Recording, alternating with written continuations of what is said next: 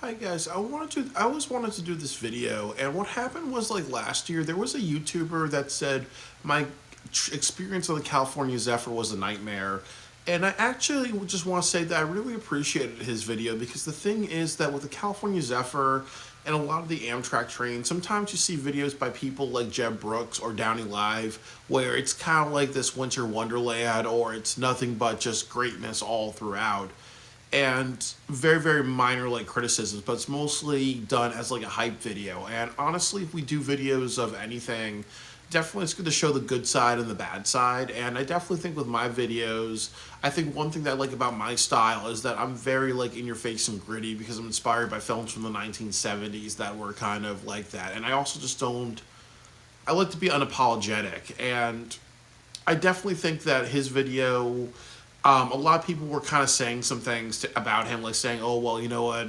You must be a real love at parties and other things like that." And he's kind of doing the appropriate thing, I feel, where he reads the comments, but he's definitely not giving attention to people who overly criticize him.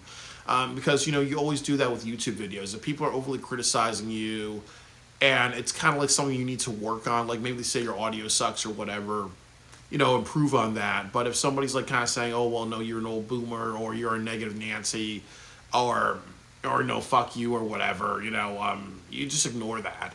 And that's very important to life because you just can't let mean people dictate you, and you just have to understand that some people disagree with with your opinions, so they just will say whatever. And sometimes people misinterpret what you say, but I will say that I did take the California Zephyr 11 months ago from Chicago all the way to San Francisco. It was part of a trip that I was doing to go to Alaska. So I actually ended up in Alaska and Adak Island and Point Barrow. But what I would kind of say is that I still kind of believe that the California Zephyr is not the best experience, and I do like his video for saying that. I think that there are numerous issues, such as it's around $600 for a room, but it can go up to $2,000, which is definitely overpriced for a 50-hour trip.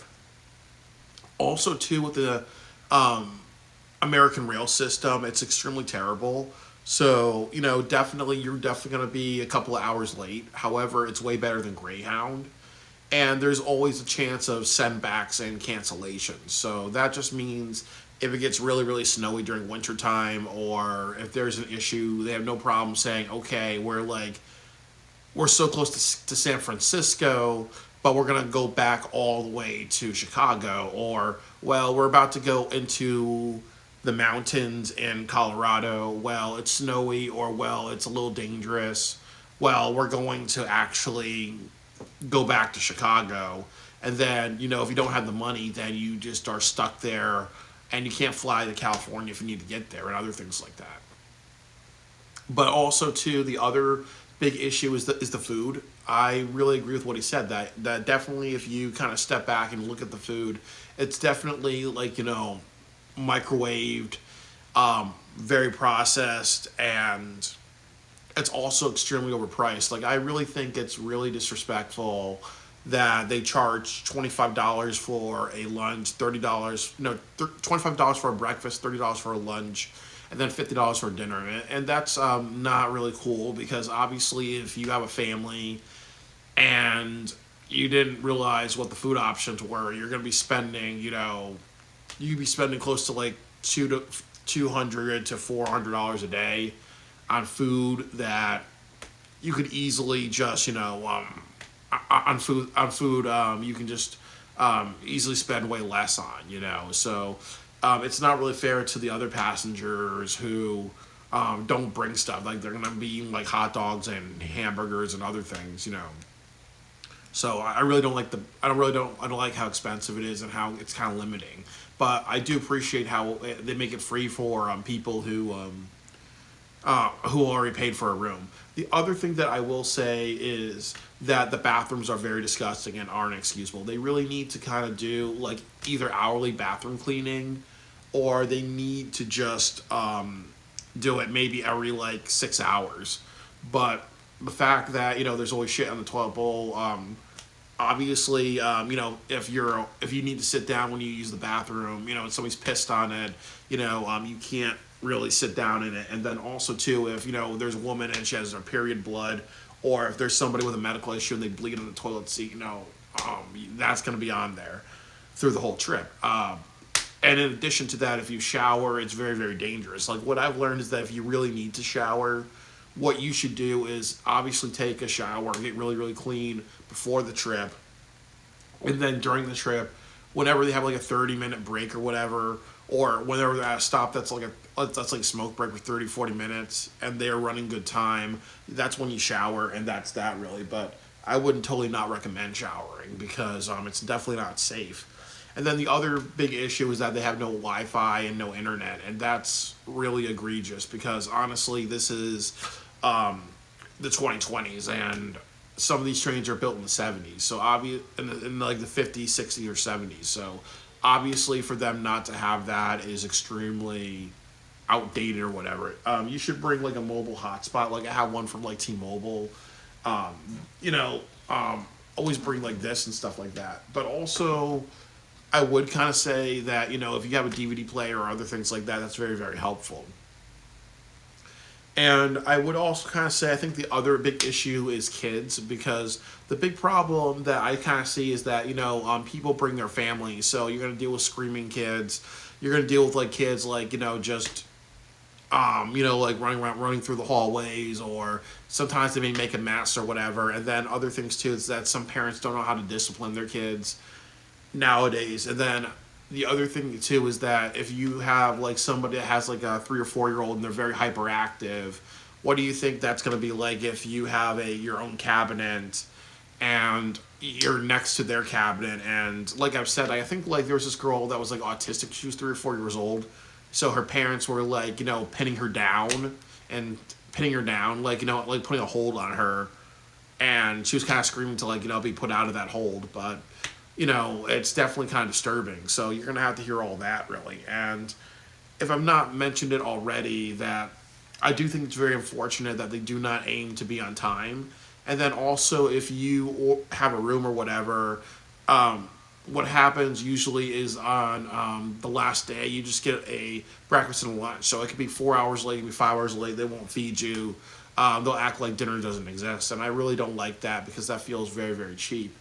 And I would also say that they don't tell you in Chicago if where you're supposed to meet or anything like that if you have a room, because usually what they're supposed to do is be like, okay, you meet across the street and then you hang out in the lounge until somebody escorts you. But they don't really tell you that. And then also too, it's very, very hard to get on a train in Chicago. Like when I went to the basement, I kind of saw something like my train be posted in the wrong area or whatever. It says like, okay, well, the train's going to be in part 5, but it's actually in part 1.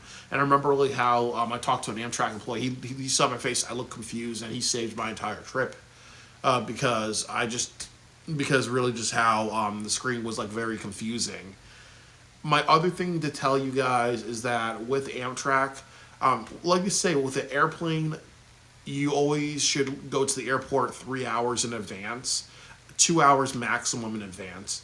But with Amtrak, 1 hour in advance. You should leave maybe an hour and a half before, but you should be at the train station an hour in advance in case shit happens. And that's very, very important.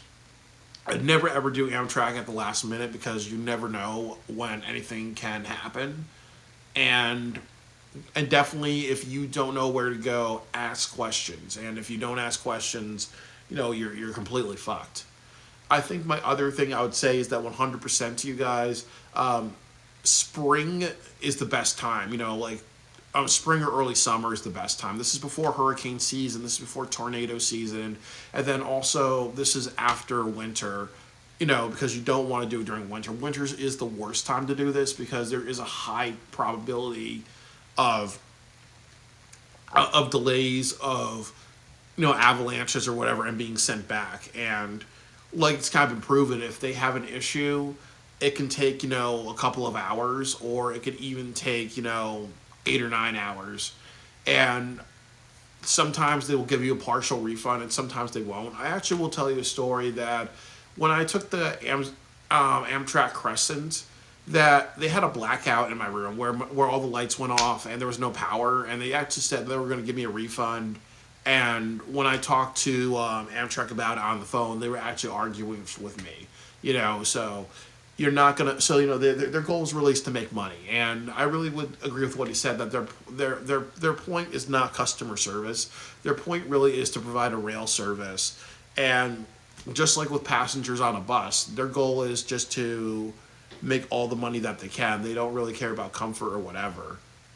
So I do think that that's more of an honest experience about the California Zephyr and Amtrak. I've always had great experiences. I live on the East Coast, so obviously a lot of the East Coast trains, Northeast Regional, the Downeaster, the Excella, they're definitely way better. And then also I took the trains in Grand Rapids. So obviously the trains in Grand Rapids, they were really updated. So they really should update the California Zephyr and other rail systems. But since they're not going to do it, I would kind of say that if you want to do the California Zephyr, absolutely, I would recommend it. But definitely, I think it's always a once in a lifetime thing. It's not something that people should definitely repeat unless they're a train pup. You're not going to get a lot of fun out of it in multiple trips. And I would also kind of recommend that maybe you should do a whole vacation with the California Zephyr. And what I mean is that, you just take it in midsummer or you take it in early spring, and then you say to yourself, I'm going to spend a couple of days maybe in Fraser, Colorado if I like skiing, maybe in Denver, maybe in Salt Lake City, and a couple of other cities on the way, and then just end it with a few days in San Francisco. Like, you're getting on and off. And that seems to be a lot better. And like I've said, that this is one of the reasons why, late March, but April, May, and June are the best months for this, because obviously you don't want to be like renting hotel rooms or doing a bunch of different plans, and then it all gets usurped because the train is on time or there's cancellations. And I also do have to mention, a lot of people don't talk about it, but there was a derailment, and I think a few people died on the California Zephyr a few years ago. But it was on the news for a while. But there is also a chance, because these are old trains, that definitely there can be derailment. And then also, too, you're going through a lot of icy areas. And also the rail system is not really updated. Like, unfortunately, as I say in America, you have to wait for a tragedy to happen before people do things. So definitely, it's always a risk with your life as well. But obviously, so is flying. Obviously, so is just driving, so that's all that really. But I really appreciate his video about what he said, and I do think that's very, very honest. And I also just think that I really like how he can share a bad experience and be very professional with it, because there's a lot of people that are very fire and brimstone, or there's people who are just not professional with it. Like, I know I've talked about my criticism of the 40-hour film project, but there's definitely a point where we don't want to be like Kyle's mom from South Park, just a big fat bitch, So I really appreciate the things that he said, really. And I also kind of really appreciate sharing my advice and my tidbits that, definitely when you look at Jeb Brooks and you also look at Downey Live and other people that have successful YouTube videos over 1 million views, that definitely they're showing one narrative. And I think that definitely when you look at the California Zephyr and when people speak negatively of it, or Amtrak trains, those are always very important videos as well, because you need to kind of like look at the good and the bad. You can't just look at just the good, because the problem is that it really subverts expectations. There are a lot of like older movies like Midnight Cowboy, or other videos that are road trips and showing like the beautiful landscape, how great buses are. And there was a time where like buses would serve food, and buses would like roll into like diners or whatever. But you can't kind of like be like, okay, well, that is the present day Greyhound experience. Or when people say they had a great time on Greyhound, you can't kind of assume that's great, because most of the time Greyhound sucks, So I think with the California Zephyr, that's how I kind of feel about it. That most of the time, it is kind of like an experience with things that are not going to turn out in your favor, really. I think that if I was to give it a grade, I would honestly will say it's obviously a C minus. It's definitely really lacking customer comfort. It's definitely really in desperate need of an upgrade. And also, they really should just be more respectful to the fact that some people are riding and they cannot be having, $105, if I'm doing my math correctly, $25 for breakfast, $30 for lunch, and $50 for dinner every single day when the food quality is not even that good. It's just, how should I kind of say this?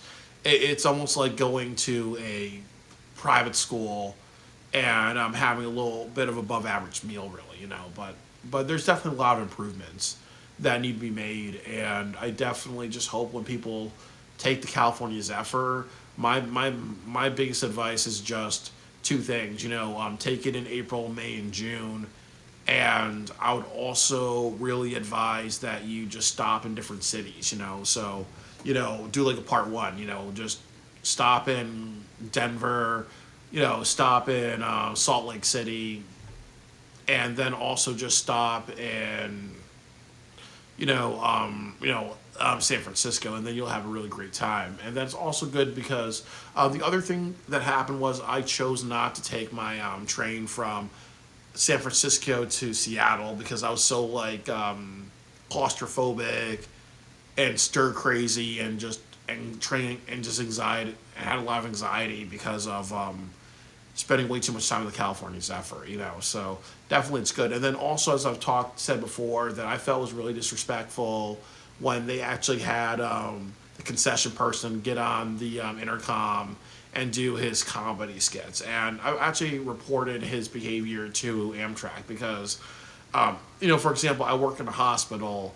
So if I got on the intercom and I was singing happy birthday to one of the patients, or I was in the children's hospital and I was telling jokes or doing fart sounds on the intercom, while people may think that's nice and sweet to ham up and put the children in a better mood, nobody wants to hear your fucking comedy, So it's not me being a sourpuss. It's just me saying that,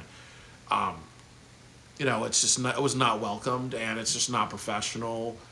Once in a while, he may say something like, "Okay, everybody, we're going through this thing or that thing. Here's a little bit of the history." Just do it maybe once in a trip. But if you do multiple things, or like what he did at the end, where he was trying to give away free food, free sausage and egg sandwiches, and he just would not stop until somebody actually came down and got it. Every 5 minutes, he was getting on the intercom, and then he was actually talking about how scrumptious and delicious these sandwiches are when it's actually just $2 or $3 cafeteria sandwiches. Again, if the conductor wanted to be a conductor, he would just say, "You cannot be doing that." And if that happens again, it's a write-up or your job because, that's just too much personalization. I just, I really, really just hope that, they definitely just, that person just learns, just have better conduct. But that's my response video. I really appreciate his response and his experience of the California Zephyr. I like that people don't always show things in a butt-kissing light, but I also don't like how people show things in a visceral light. And definitely if an experience is very unprofessional and it needs to be talked about, I definitely think it's appropriate talking about it. For example, and I'll say it one more time, I've done the 4 Y'all Film Project. On Facebook, you always see pictures of people, having a great time with it, and it's this really fun place. But I've definitely, as I said, experienced racism, experienced harassment. I've experienced double standards, and I've also experienced things where, they unintentionally disqualify some people's films, and they will actually let people who break the rules actually win things. So it's important that I show the other side of the 48 because it shows to an audience of people that it's not this hunky-dory competition. The same way when you see this guy and other people review the California Zephyr and they have 50-50 experiences or they have experiences that are negative, I appreciate that because not everything is always going to be super positive. We need to show the good, the bad, the ugly, and sometimes bad experiences, but also have constructive criticisms and do it professionally. And I did see that in his video.